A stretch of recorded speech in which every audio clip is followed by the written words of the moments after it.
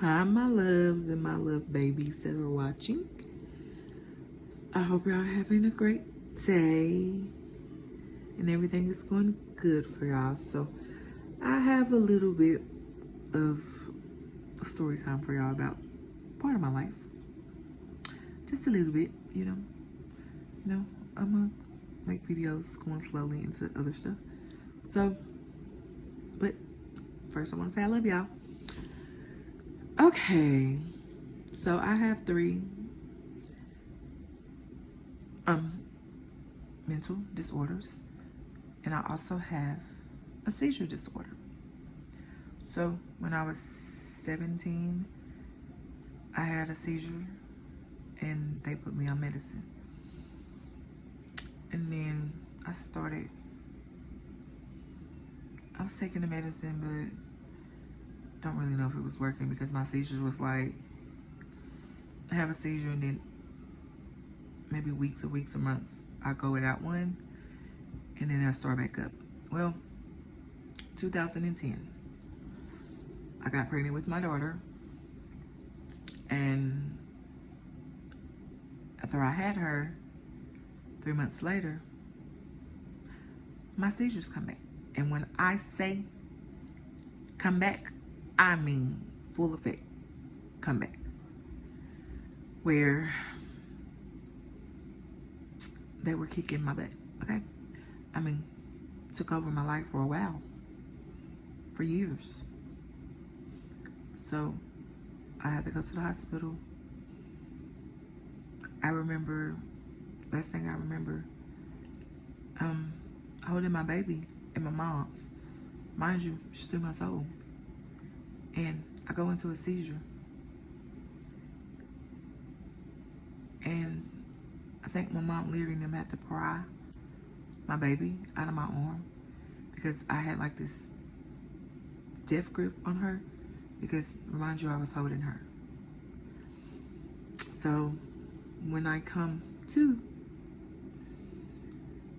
I have all these paramedics and things in my face. But the main thing I was looking for was my 3-month-old. And so my mama today got combative a little bit.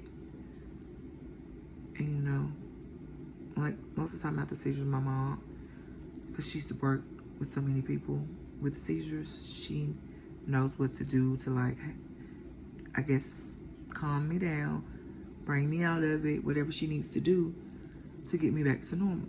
So when I finally come to, I see my brother holding my baby. So I knew she was fine, but I was still scared and in tears because the last thing I did remember was holding her in my arms. And then wake up, I've had a seizure. And paramedics around me, my mom standing around me. And my biggest focus was my baby. So fast forward, times go by, the seizures were still bad to the point where I had to go stay with my mom, me and my daughter, for a little bit until we can figure out how to control my seizures. I couldn't be home by myself. And if I did go home, sometimes someone would have to come, like sister or family member would have to come stay with me. So it was like I wasn't independent anymore. Like for like years, I couldn't get a driver license. I couldn't drive. And then when my daughter turned, I want to say 1, 2, I started working. Yeah, I started working and had a seizure, 2 seizures at that job. And after that, I went to see a neurologist and she told me I wasn't going to be able to work anymore. Broke my heart because I have a baby. Like, I have a kid I have to take care of. What am I supposed to do? She told me, hey, you can't drive, you can't do this, you can't do that, unless you go 6 months to a year without a seizure. Took me a while to go 6 months to a year without a seizure. Okay, I mean, it took me a minute. All the different medicines they put me on, everything. So fast forward, I felt like my daughter didn't really get to live her little childhood because 5 and 6, 7-year-old, she had to learn how to go get help for her mom every time she had a seizure. She was so scared to call 911. Only thing she knew was to run across the hall to my neighbor's house in the apartment complex I stay in. So at this time, a lot of my neighbors already knew if my daughter came knocking on the door, something was wrong with me. And I thank the Lord that I had good neighbors and have good neighbors that knows that I have a seizure disorder. So it's to the point now, here in 2024, if they even see a fire truck or an ambulance pull up in my apartment complex, I'm getting a phone call immediately. Hey, you're okay? I see the ambulance coming back there. You okay? And it's not me, you know. I'm like, yeah, I'm okay. I'm good. But now, 2024, my daughter can live her life because my seizures are not taking over anymore. And at the time when they were, the depression and anxiety was taking over as well. Because my body was so overstimulated with stress and everything that it's like my body didn't know what to do. I cried a lot and my mom was like, hey, you can't control this. But I felt so like down and helpless because I'm like, I can't live a normal life because of this. I can't be a good mom to my daughter because I have a seizure disorder and my mental illnesses. I thought I wasn't going to never live a normal life. But I'm here to say that that was a lie. I am living a normal life here in 2024. My daughter's living a normal life. She can leave, she can travel, she can go be with friends because she don't have to worry about her mom.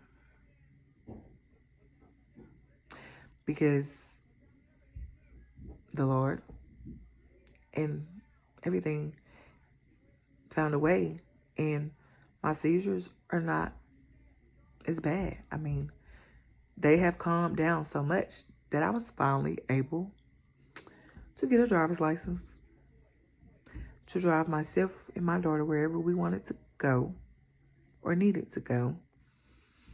I can be home by myself and my daughter don't have to worry if I'm going to be sick or if I'm going to have a seizure and she's not here. She don't have to worry anymore. She can be free. I can be free. As for my depression and anxiety, it really flares up on the 21st of each month. Sometimes it flares up before that because I lost my daddy this year. And I lost him on the 21st of January, so now 21st of each month. Just the number 21 that day, it'd be rough for me. But it's days that beforehand, my depression and everything kicks in so heavily that, because I miss him so much, you know. It's hard losing a parent. It's very hard, and I don't wish that on my worst enemy. So every morning I wake up, I have his picture frame. I had a picture frame. Well, I have a picture frame, sorry. I have a picture frame with his pictures and obituary in it that I wake up in the morning, I tell him good morning. I tell him good night. I have conversations with him because that's my way of coping with me losing my daddy. Now, yes, I have a village. I do. But even when I'm in my down days about my dad, sometimes I close them out. And I know I shouldn't do that. And I'm not telling y'all to do that because that is bad. But I get it. I get it. They get it. Sometimes you just want to be alone. But don't get so far into needing or wanting to be alone where you get lost into that. Because when I first lost him, I stopped eating. My depression and anxiety did take over. It took over, and I started realizing that it was taking over. That's when I had to open my mouth and say, hey, I need help. My anxiety and depression is taking over, and I can't let myself get stuck in this hole because I have a daughter that depends on me. So I talked to my doctors. He helped me get a counselor. They put me on meds, but even that's when I started. Like, I started meditating 2 years ago, but I started meditating even more this year when I lost my dad. I meditate twice a day, all that stuff, and it helps. I journal every day. It helps. Even if you're down and out and you're crying, please still journal if you can. Don't stop. My daughter sees a difference in me because when I was down and out, she could tell. She came in one day and was at school and she was like, you look better today. And she was like, did you eat today? And I tried because she did really worry about me. She still does, but her mama's doing great. And I feel free. I feel more independent. I feel like a good mother. All the above. Like, I feel so great. And it's the best feeling in the world. And I'm sorry if you hear that noise in the background. I got noisy neighbors. But the moral of this story is, if you need someone, don't never be scared to open up and be like, hey, I'm going through, I'm falling, and I need the help right now so I won't get stuck. Can you help me? If you need a shoulder to cry on, you need a hug, whatever, you just need someone to listen. Ask for that help. Because in the end, you're going to need it. And it's going to be good for you. I don't care if you're married, not married, single mom, single dad, and you're going through something, y'all still need that help as well. That extra help is good for you. And it's going to get you through whatever you're going through. Even if you have kids that are going through something. And you might feel like they don't want to talk to you. Or whatever, or they just don't want to tell you. Get them some help as well.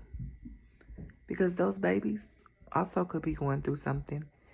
And they're probably just scared to open up to you because maybe they don't know how you're going to react or what to say or do. You just got to do what's best for you and do what's best for those babies. And so, the moral of this story is, don't never be scared. I love y'all. Y'all are fighters. We are fighters. We're going to win. We're going to get to the top. Whether we do it together or alone. You can always talk to me. That's what I'm here for. But you're a warrior. You're strong. You're beautiful. You're handsome. You're loved. You was put on this earth for a reason. And anything that you're going through or fighting, I'm here for you because I know how it is to be alone. So, my loves, remember, I love you. And my young little love babies, I love y'all as well. Y'all stay beautiful. Y'all stay handsome. And don't never let nobody disturb your peace or tear you down. Bye, my loves. I love y'all.